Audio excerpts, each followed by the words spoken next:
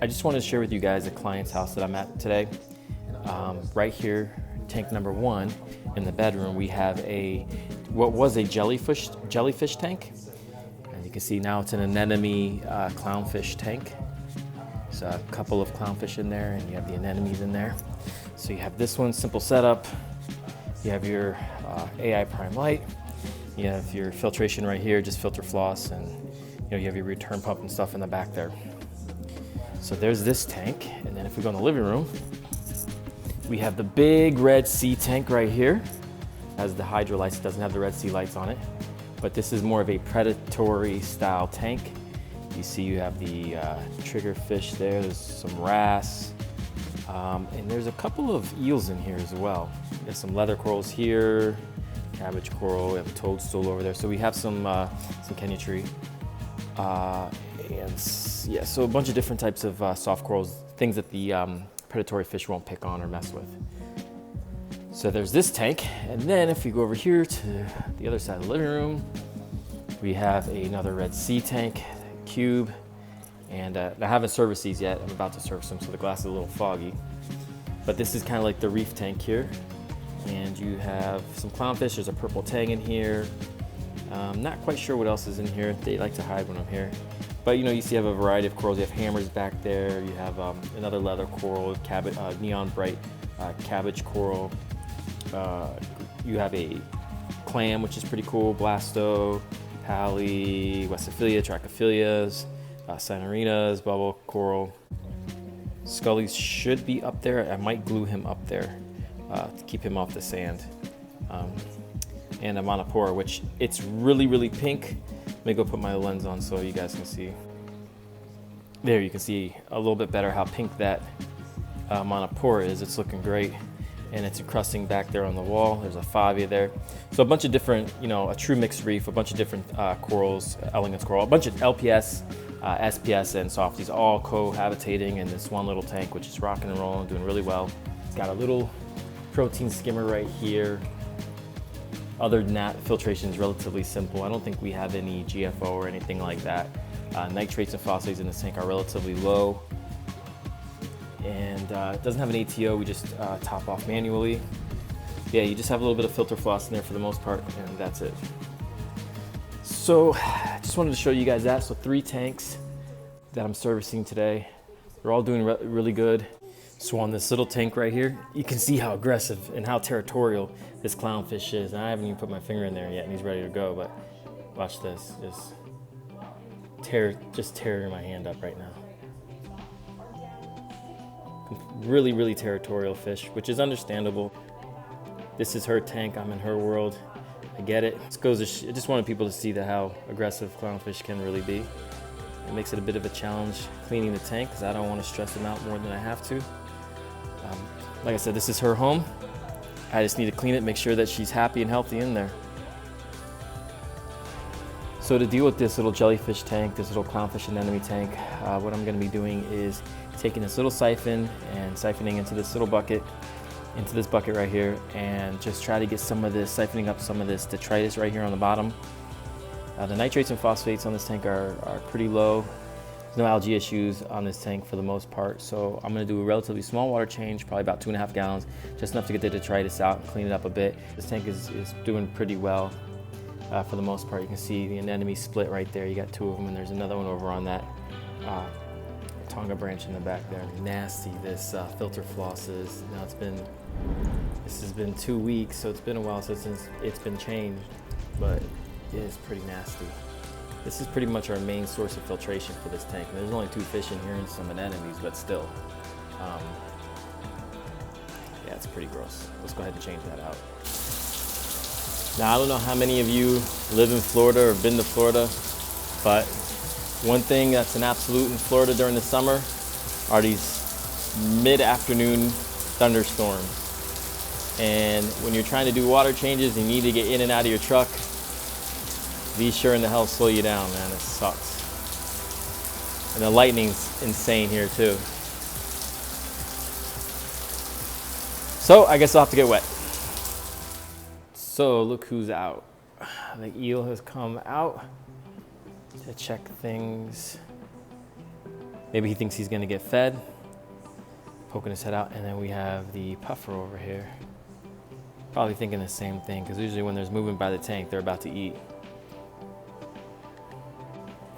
Because it is a predatory tank and these fish are messy and heavy eaters, the nitrates and phosphates in this tank are really, really high. We're here every 2 weeks and we do a significant water change. And as you can see, there's really no algae, there's no hair algae or anything like that in this tank. We fought a little bit of cyanobacteria, but we got that under control. What I'm gonna do is go ahead and gravel vac the sand a bit, get a lot of that uneaten food and fish poop out of the sand, and do a significant water change. I'm gonna probably bring this thing, probably take about 75% of it out. I always do big water changes on this tank just because of the nutrient level in this tank is so high. Believe it or not, I mean, everybody in this tank gets along. The wrasse, the pufferfish, the triggers, I mean, for the most part, nobody's fighting. Everybody has their own little area. Everybody seems to be getting along just fine so far. No aggression issues as of yet. So that's a cool thing about this tank. It's working out well so far.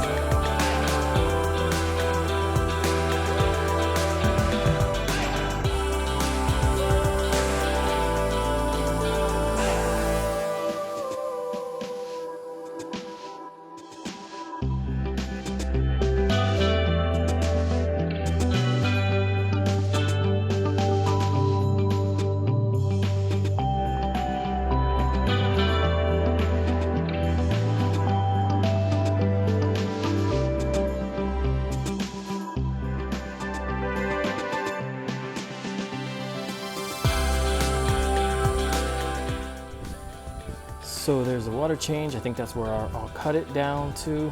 I think that's good enough for now. I did a gravel vac. You can see the sand's a lot whiter. Got a lot of that crud out of the sand bed. So let's go ahead and go back up.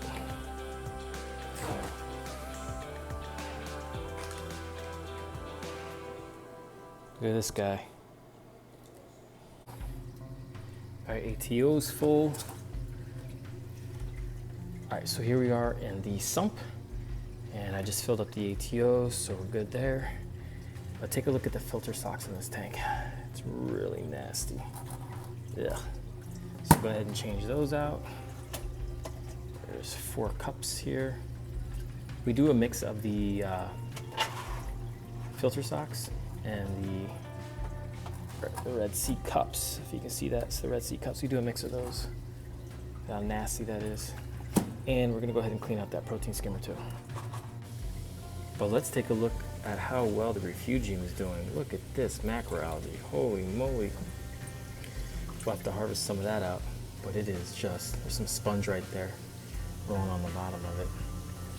But this is just taking off, which is good because it's keeping the nutrients in the tank low. So that's a good sign, it's growing great. And this little Kessel refugium light with the red spectrum is kicking butt. And 20 minutes later, you never would have known it rained. Typical Florida. It likes to get really, really hot and then rain and basically steam you. All right, so I'm wrapping up here. This big tank looks good. Fish look healthy. Did a nice gravel vac, did a significant water change. So we'll see them in 2 weeks. And reef tank, doing well as also, back on, running. And the corals look really good in this tank, being that it's less than a year old. We have significant growth, everybody looks fat, everybody looks healthy. So we'll see this one in 2 weeks also. And then we have the anemone tank with everything starting to settle. Hopefully we can get a different variety of anemones in here. I mean, we have the rose bubble tip, but I'd like to get different variations of anemones in here. Maybe some rock flower anemones, maybe different types of bubble tip anemones. I don't know if you guys think of any cool anemones they think would look good in this tank. Comment below. I'd be interested to hear your takes on it. So I'm gonna go ahead and finish up here. I'm gonna wipe down the glass a little bit more and clean up my mess and wrap up. But I just wanted to give you guys a little bit of a glimpse of some of the tanks that we service. I got 2 more jobs ahead of me, so I gotta get going, but thanks for watching. And if you have any questions or suggestions or anything like that, drop it in the comments below and I'd appreciate it. All right, peace out. What's up, bud? I got a little partner hanging out with me. Better be careful coming out like this during the day. A hawk will come get him.